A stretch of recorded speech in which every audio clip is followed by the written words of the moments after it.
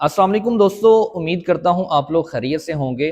दोस्तों, आज की वीडियो में हम एक बहुत ही इम्पॉर्टेंट और बड़े कॉमन इशू के बारे में बात करेंगे जो कि आजकल बहुत ही ज़्यादा कॉमन है।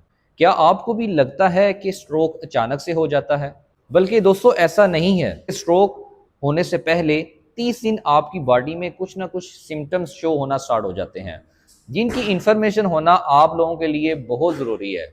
उस इंफॉर्मेशन की बुनियाद पे आप अपने किसी जानने वाले की जान बचा सकते हैं या अपनी जान बचा सकते हैं।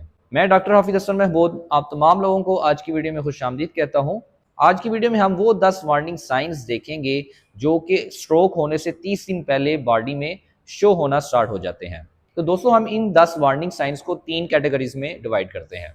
सबसे पहली कैटेगरी ब्रेन और नर्व रिलेटेड साइंस, दूसरी कैटेगरी फिजिकल चेंजेस और तीसरी कैटेगरी आपके मूड और मेंटल रिलेटेड जो चेंजेस हैं उसके साइंस।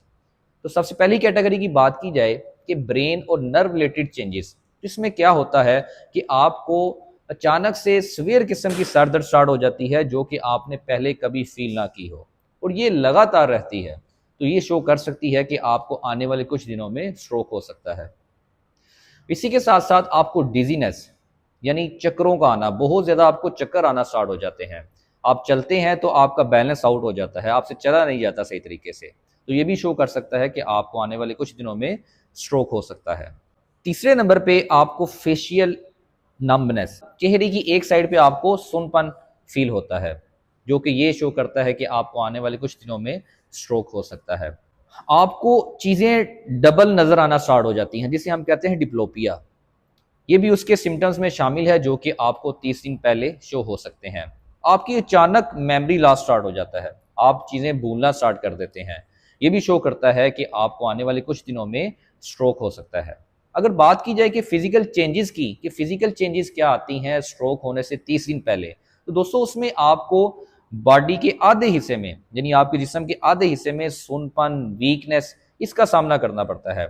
आपकी बाजू वीक हो सकती है या आपकी टांग वीक हो सकती है या आपकी पूरी की पूरी एक साइड वीक हो सकती है।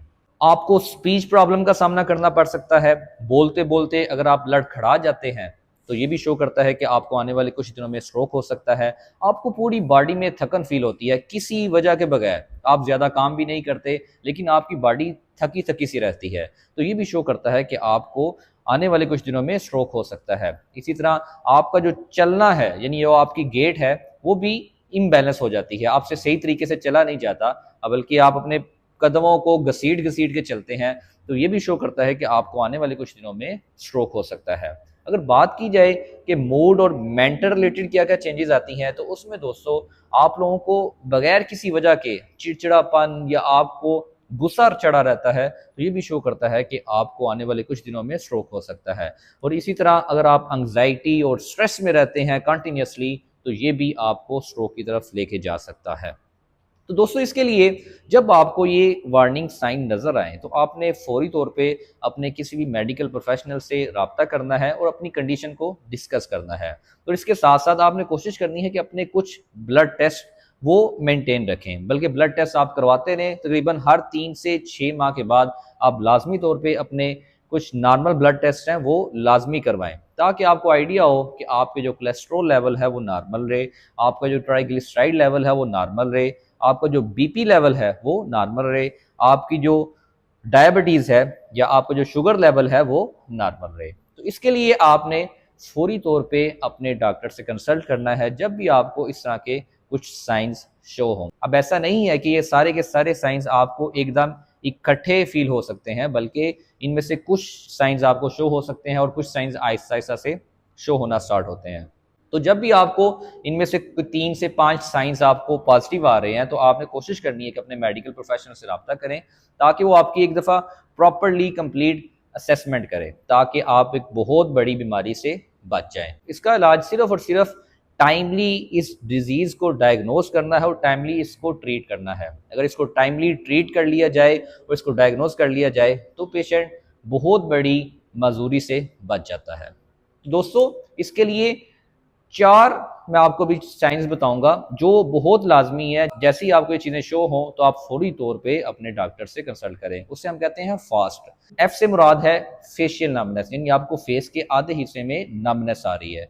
ए से मुराद आपको आर्म वीकनेस या आपकी पूरी बॉडी की एक साइड की वीकनेस है। एस से मुराद आपकी स्पीच प्रॉब्लम है। ये 3 सिम्टम्स अगर आपको शो होते हैं तो फिर टी से मुराद है कि आपने फौरी तौर पे यानी अपने डॉक्टर से कंसल्ट करना है या इमरजेंसी तो आपने कॉल करनी है, जिसे हम T means time to call emergency. यानी ये जब आपको साइंस शो हो तो आपने फौरी तौर पे अपने डॉक्टर से कंसल्ट करना है ताकि आप एक बहुत बड़ी डिजीज से बच सकें। उम्मीद करता हूँ दोस्तों कि ये वीडियो आपके लिए इन्फॉर्मेटिव रहेगी।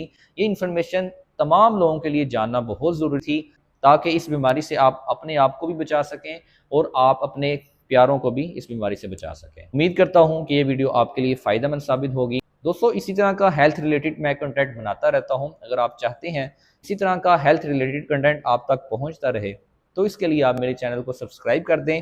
और अगर आपका इस वीडियो के रिलेटेड कोई क्वेश्चन है तो आप मेरे से कमेंट सेक्शन में पूछ सकते हैं। इसी के साथ मुझे इजाज़त दीजिए। अल्लाह हाफिज़।